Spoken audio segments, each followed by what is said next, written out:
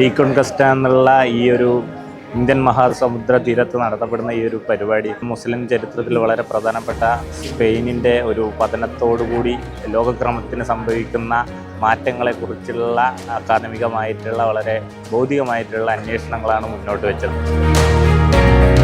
Reconquesta International Academic Conference organized by Student Islamic Organization, and it has been one of the best academic conferences I have attended so far.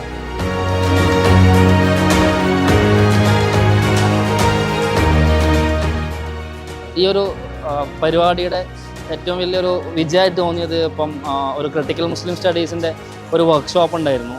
കേരളത്തിലെ ഒരു സ്ഫിയറിൽ ഇങ്ങനെ ഡീകൊളോണിയൽ ഫ്രെയിംവർക്കിനെ കുറേ കൂടെ ആഴത്തിലും വിമർശനാത്മകമായി സമീപിക്കുന്ന പരിപാടി എന്ന നിലയ്ക്ക് ഇത് ഒരു ഗംഭീര പരിപാടിയാണ്.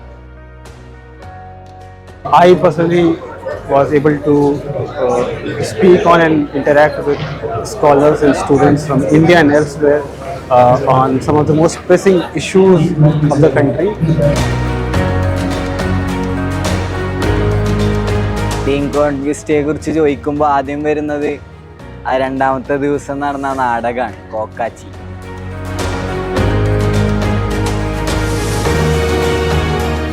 ഇസ്രായേൽ ഫലസ്തീനുമായിട്ട് ബന്ധപ്പെട്ട വിഷയങ്ങളിൽ തുറന്ന ചർച്ച ഉണ്ടായി എന്നുള്ളതാണ്. ഇപ്പം നടന്നുകൊണ്ടിരിക്കുന്ന പല ഡിസ്കോഴ്സുകളും കാര്യങ്ങളും കൂടുതലായിട്ടുള്ളൊരു ഏലിയനേഷൻ മുസ്ലിമിനോട് കാണപ്പെടുന്നുണ്ട്. ആ ഒരു അക്കാഡമിക് ലെവലിലും ഇൻ്റലക്ച്വൽ ലെവലിലൊക്കെ കൂടുതലായിട്ട് ആൾക്കാർക്ക് ക്രിട്ടിക്കലി തിങ്ക് ചെയ്യാനുള്ള ഓപ്പർച്യൂണിറ്റി ആൾക്കാർക്ക് കൊടുത്തു എന്നുള്ളതാണ് എനിക്ക് ഇഷ്ടമായ ഒരു കാര്യം.